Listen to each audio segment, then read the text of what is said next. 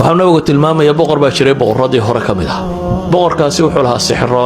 sixroolihiisii baa gaboobay dabeetana wuxuu yidhi waan gaboobo waxa laga yaabaa inaad jashaydii dhowdahay waxaad ii keentaan wiil yar oo fahima yacni hore wax u fahmaya oo fatin ah intelligent ah oo laqin ah yacni daakiradiisu fiicanta wixii loo laqimo qabanaya saddex eray baa meeshan ku jira boqor saaxir iyo wiil waxa la tilmaamaya xadiidkani markaa boqortooyadaasi inay lahayd niman faaliyaal oo wuxuu sheega faaliyahii waxa kaloo xadiidkani tilmaamaya dadka ahlu baatilka ahi say iyana ugu xidhxidhan yihiin baatilku inuu waaro oo sii socdo kani waa sixroole baatil wada da'diisina way gaadho uu dhimanaya laakiin wuxuu rabaa sixirkan iyo farsamadan inay sii socoto saa daraaddeed buu wuxuu leeyahay lay doono wiil yaroo caqli badan oo fahmo badan oo wax qabasho badan oo waxa loo diro aanay laabaynin halay raadiyo buu leeyahay wuxuu rabaa in mabaadi'diisu faafto ninkan sixroole wuxuu leeyahay markaa wiil yaroo fahmadiisu fiican tahay wax qabadiisuna daakiradiisuna wixii loo laqimana xijinaya ii doona waxa muuqata in wiilkii la raadiyo la soo helay dabeetana sixroole baa loo geeyay inuu sixirka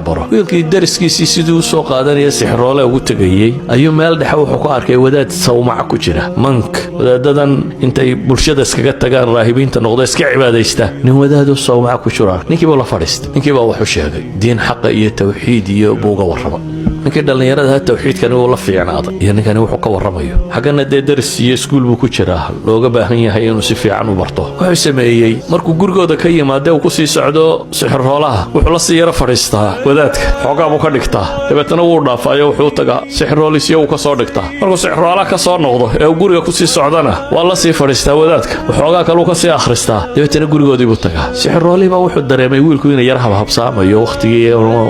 dabeetana waa maagay oo inankii waa la dilay reerka laftiisa waxay dareemeen inuu yara habsaamayo wadaadkiiba ku yidhi niyo waxaad rabtaan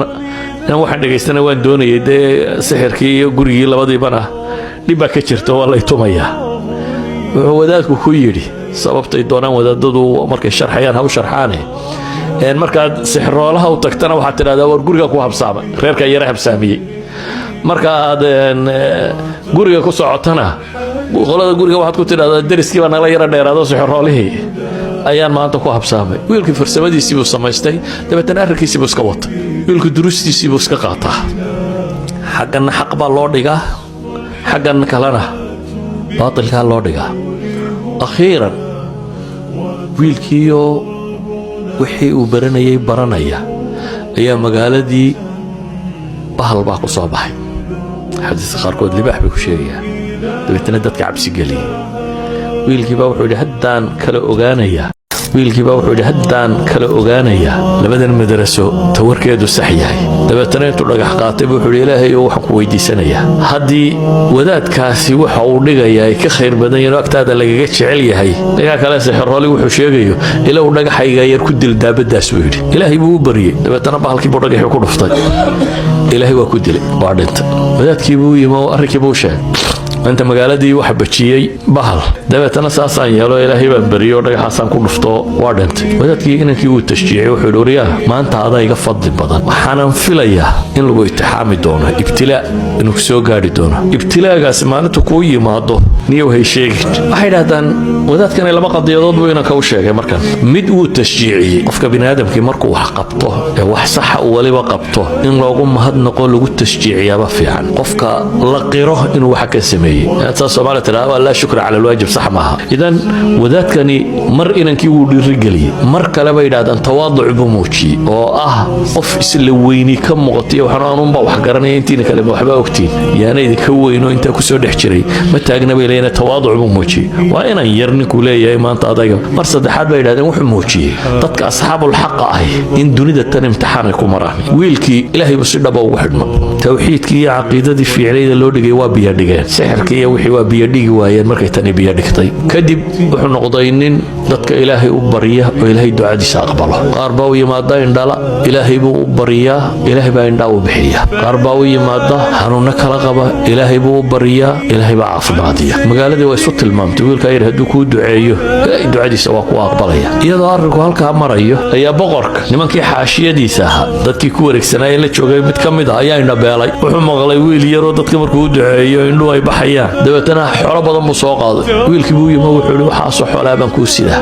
haddaad labada indhood ii bixiso way fiicnaada wiilkii wuxuu ku yidhi dhegayso anigu indhaha ma bixiya buu yidhi ee dadku hadday ilaahay rumeeyaan baan ilaahay u baryaa ee adigu ilaahay rumee ilaahay inuu rabbiga iyo caqiid ninkani waa wiilkan ha yaraado waa daaciya diin dadka u sheegaya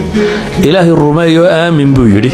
markaad qof dhab oo ahlu tawxiid noqoto aniguna ilaahay baan kuu baryaa in ilaahay indhahaaga kuu soo celiyo ninkii sidii buu yeelay ilaahay buu rumeeyo waa qumanaaday wiilkiina ilaahay buu u baryey dabeetana labadii indhoodba ilaahay baa dib ugu soo celiyey wuxuu ku noqday gurigii boqortooyada dib markuu ugu noqday wuxuu u yimi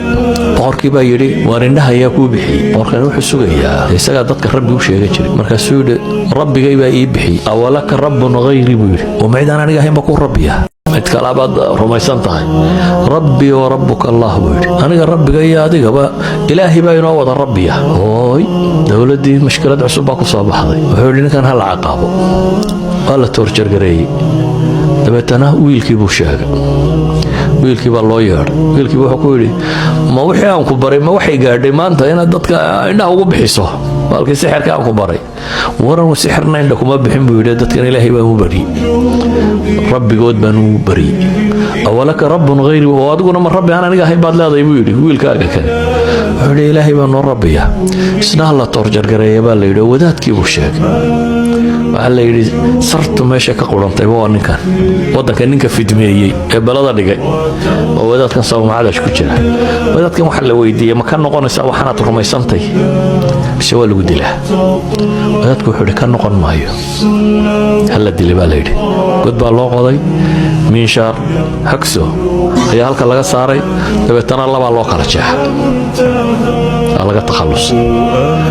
ninkii baa la keenay isna odayga indhaa loo fiiqay waxaa la yidhi haye ma ka noqonaysa adigu may buu yidhi caqiidadu hadday degto arag ninkan shalayta gaalka ahaa ee halkan joogay ee maanta iimaan helay wuxuu diidan yahay walow la dilo inaanu iimaankiisa ka noqonaynin dabeetana may buu yidhi isna waxaa la yidhi hala miishaareeyo isna halkaa laga miishaareeyey labaa loo kala jaray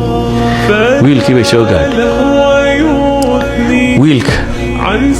dee sixirkiina isaga haya uu boqorku sugayay oo ninkii wax la barayay mushkiladan kalena isagaa geystay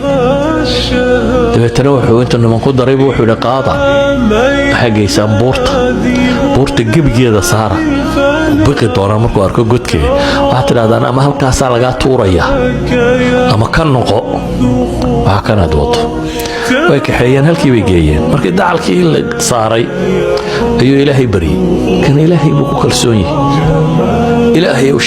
ilaahay u sharkooda adigu igaga fillow buu yidhi buurtii baa gilgilantay nimankii baa ilaahay ka daadiyay askarta ahaa isagii baa badbaaday u soo noqday iskamuu tegin wiilkan iyo mays odhan gaalkii ilaahay baa kaa badbaadiya baxso ninkani waa nin diin xambaarsan oo raba bulshada tan inuu bedelo boqorkiibuu ku soo noqday way kan buu yidhi boqorkii wuxuu yidhi maya ciidankan kugu daray ilaahay baa ku fillaaday buu yidhi ciidankan u diyaariyo wuxuu yidhi doontaa qaata wiilka nasaara badweynta geeya waxaad tidhahdaa ma ka noqonaysaa hadduu diido badda bartankeeda dhiga buu ku yidhi waa la kaxeeyey baddii baa la geeyey ka noqonaysaa baa la yidhi ilaahay oo adigu sharkooda igaga fillow buu kuwiina ku ducaystay doontii baa qallibantay nimankii waa dhinteen isagiina ilaahay waa soo badbaadiyey waa soo noqday boqorkii buu u yimaada waar meeye buu yidhi raggaa kugu daray ilaahay baa ku fillaaday buu yidhi kuwaana boqoroo ma rabtaa buu yidhi inaad idisho haa buu yidhi sidaad ii dili kari lahayd baan kuu sheegayaa buu yidhi dadkoo dhan isugu yeedh magaalada degan dabeetana meel markaad isugu weedho aniga tiirka igu xidh kadib qaanso qaado jucbadayda leebabka ku jira arooskii uu halka ku sitay xabad kala soo baxa gantaalka yar ama leebka kala soo baxa dabeetana markaad qaansada saarta leebka waxaad tidhaahdaa bismillaahi rabbi alghulaam magaca allaan cuskaday ghulaamka rabbigiiya intaa dhe buu yidhi markaasuu baad ii dili kartaa si kaleood ii dili kartaa ma jirto dadka muxuu ku leynayay ilaahay baa noo rabbiya soo maaha laakiin nimanka siyaasiyiinta hadday dantoodu gasho markaan iska odhanaya dadka wuxuu ku leynayeen waxaan wadadii ku dhinteen ilaahay baa noo rabbiya buu dadka ku laayay iminkana wuxuu rabaa inuu inankan dilo laakiin dantii waxay ka gashay inuu yidhaahdo maxay bismillaahi rabbi alghulaam dadkii oo dhan buu isugu yeedhay meeshii baa wiilkii lagu xidhay sidii uu sheegay buu qaansadii u qaatay dabeetana waa bahashii waa ku riday wuxuu ugu ducaystay magaca allaan u cuskaday oo wiilkan yar rabbigiiya leebkiibuu ku ganay halkaasuu kaga dhacay dhafoorka wiilkii yaraa halkiibuu wiilku gacanta saaray waa dhintay magaalada dadkii joogay waxay yidhahdeen wiilka amar haddii laba dili kari waa in rabbigii loo cuskada mooyaane aamanaa birabbi alghulaam bay yidhahdeen marka annaguna wiilkani rabbiguu rumaysanaa ayaanu rumaynay bay yidhaahdeen. boqorkii baa loo yimi waxa lagu yidhi wixii aad ka baqaysay soo maaha inuu diini faafto dadka diinta rumeeyo tii baa dhacday baa lagu yidhi wixii aad ka baqaysay. wuxuu yidhi waxay yeeshaan magaalada sekad walba godad ka qoda dabeetana dab ku shida xaabada dugdhiga markay holaacdo guryaha dadka ka soo saaro waxaad tidhaahdaan ma ka noqonaysaan mise waa laydin gubaa wixii ka noqda sii daaya wixii kalena guba. dadkii markii meeshii la tubay la yidhaha ma ka noqonaysaa may bay yidhaahdaan ilaahay baan rumaynay waa lagu ridaa akhiiran waxaa soo gaadhay qof dumar ah oo ilmo yar naaska jaqsiisanaysa markii ay meeshii timi bay waxoogaa dib isu yara geejisa ilaahay wuxuu ka hadlayay ilmaheedii yaraa waa 3 qulaama uu nabigu lahaa iyagoo dharabta saaran bay hadleen nabi ciise ka mid ah wiilka yar baa ka mid ah Jurayj wiilkii looga hadlayay ka mid ah waxay ilmihii yaraa baa ilaahay ka hadlayay dabeetana wuxuu ku yidhi maxay yaa ummaa isbiri fa innaka cala alxaq hooyoy sabir xaq baad ku sugantay buu leeyahay kii naaska nuugay hooyoy sabir xaq baad ku sugantahay kadib ayaa islaantiina la gubay qisadu wax ka dambeeya leeyno ma sheegin waa intaa.